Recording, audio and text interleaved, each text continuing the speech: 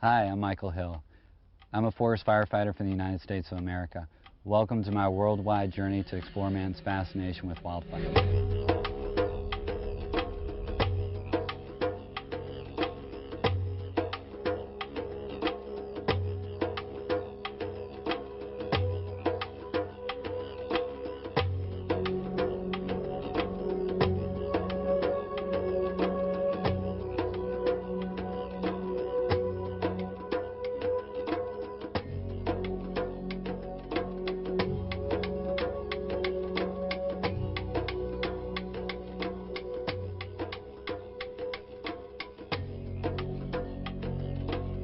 Australia is a big country, and fires have been around a long time here.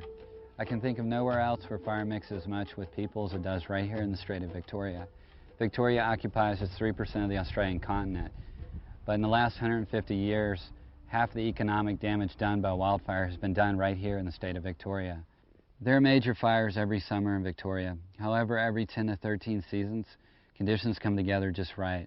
There's droughts, high temperatures, fuel buildups, and these winds like this that cause fires to come together just right, and they cause fires to just roar across the state. This is truly the place where fire meets the people. What makes Victoria so special in my eyes, though, is the way people have adapted here to live in such a fire-prone environment. Every summer in Victoria, over 60,000 Australians come together to fight fires. They're a special breed of people, and I want you to meet them. The Country Fire Authority of Victoria, or the CFA for short, is one of the largest community safety and emergency service organizations in the world. Supported by a relatively small base of career personnel and an extensive network of around 60,000 volunteers.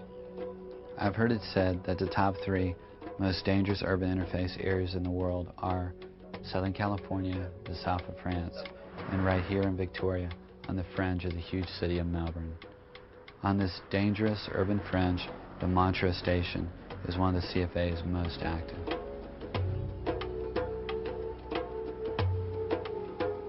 I've been in the fire brigade for 16 years. When did you get involved in fire? Well, it was something I spent sitting on top of a roof during the Ash Wednesday fires, watching the fires and the fire brigade working at it, and I thought, gee, I'd like to get involved in that. And when I moved over to this area, a next door neighbour of mine, he wanted to join the fire brigade, and through conversations and through a friend of a friend, we decided we'd come up here and join. Why do you do it? Why do I do it? Yeah. Excitement. That's definitely happens when you get a major fire. Companionship, like all the people that are in the fire brigade, all my friends, and my wife's English, and I'm from New Zealand, so we don't have any relatives in Australia. So all my friends are all in the fire brigade, and we have Christmas parties together, and we go to weddings, and it's just a very knit family. So it's really close then. Yeah. And you notice the new blokes that are starting, they sort of get together and they go out clubbing and that sort of thing. So, and it makes it, I guess it's a lot more passion when you go to a fire. You're looking after your mates, they're your friends as well. So it makes you more interested in looking after your friends, I tell you. Yeah.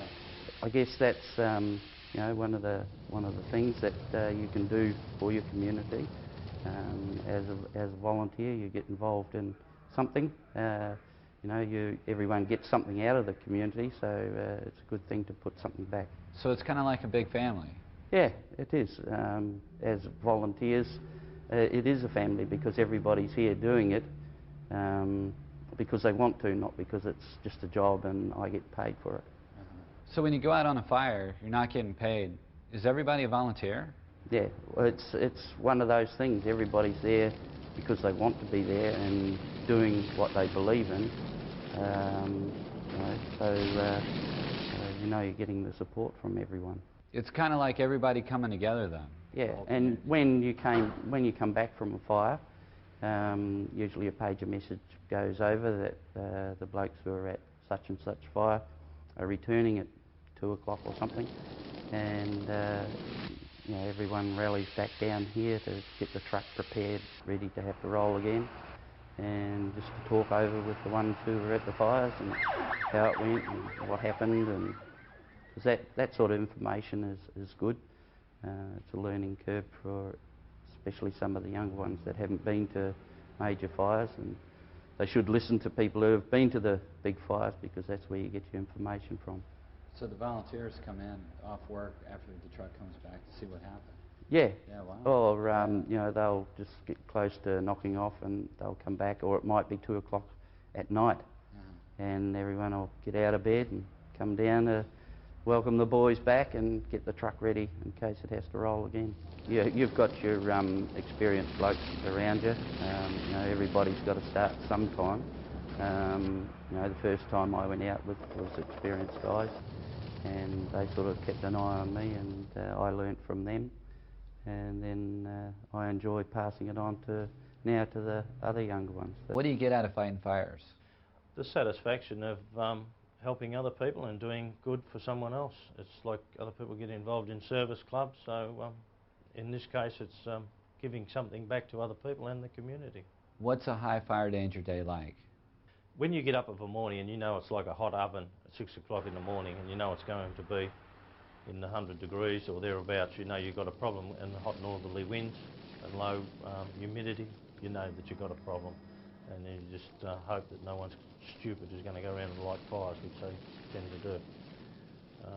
Nearby, you know, generally around here we don't have too many lightning strikes, not like they do out in the bush, but they do happen, but most of them would be generally deliberately lit or lit accidentally, I suppose, by stupidity. What was Ash Wednesday like? Ash Wednesday, when you got up in the morning, it was a very hot, dry day. Once again, that was a deliberately lit fire. There was a number of fires there, but you don't need thick bush to burn on those severe days. Over on the corner of Wellington Road and Belgrade Hallam Road, there was a like an oval, a Gymkhana oval there, and the ground, there was hardly any grass on it. It was basically mown down to the ground, dry, and it just went across it like a rat up a drain pipe. The weather conditions was very severe. It was spotting up to 7 k's on the day, and the low humidity. Is there anything you'd like to say to firefighters around the world about fighting fires in Australia and the CFA? Well, I think you'll find that firefighting in general is we all adopt very similar tactics. We can learn from other people.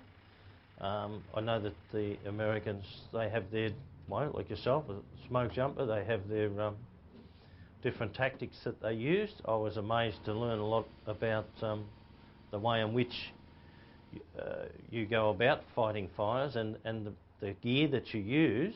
I personally believe that, for instance, you can overprotect people. They get a false sense of security, yeah, and your tinfoil bacon wrappers. That's fine, but I wouldn't like to have to be in that position to have to use one, because I think if you get that close, then you're too close. You know, forest fires are a very dangerous thing. You cannot walk away from them, and you're entrapped in them, and hopefully you don't put yourself in that position. They get a total false sense of security. The cost involved in building those could be better spent elsewhere. 21. I'm 16, turning 17. How long have you guys been fighting fires? I've been fighting around 8 months nearly. Yeah. How about you guys? 3 years. Why do you guys fight fires? It's the thrill, it's excitement, and something that you wouldn't probably find any other girls doing. And how about you? For the challenge, certainly the challenge. Every day is just not the same.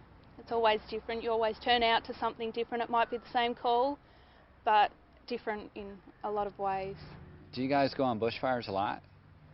I haven't been on a bushfire yet. No. Have you been on one? Yes, I have. I've been to 2. I have been away into another region, which is another area, and also to a local one, and I was on scene for 7.5 hours that day. What do your parents think of you fighting fires?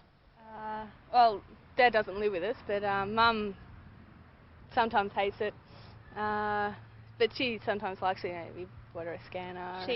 She gets very nervous, being sisters, having her only 2 children go off and leave her at home. She certainly worries about us and where we're going. So we ended up buying her a scanner, a listening set, so that she can hear all of our communications and where we are at the time. So she doesn't need to worry where we are and what we're doing and if we're safe. So she can listen to that.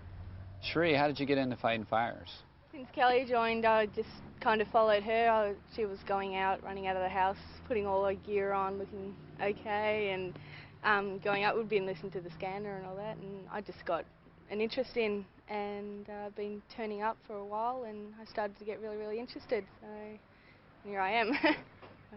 Well, it's just the thrill of going out on the trucks and going code 1, which is lights and sirens. And going to, you know that you're going to a fire, and you actually know you are going to put it out and someone else is, like the person who lives there or something. But then you tell your friends, you know, oh, I'm a firefighter, and they go, oh my gosh, are you? Really? And I go, yeah. And they go, you got to be joking. I go, no. It's just the thing that you don't see a young teenage girl in the CFA. But you know, people that want to be friends, if you ever want to meet a new bunch of people that have different skills and needs and stuff, I mean, certainly join your local brigade. You meet such a different range of people, different age, different cultures, and it's just a ball to be it's a bunch of of. from We are doing this video series for all of you. If you like what we're doing, please give us a like, leave a comment below, and subscribe. Welcome to Talking Wildfire, my friends.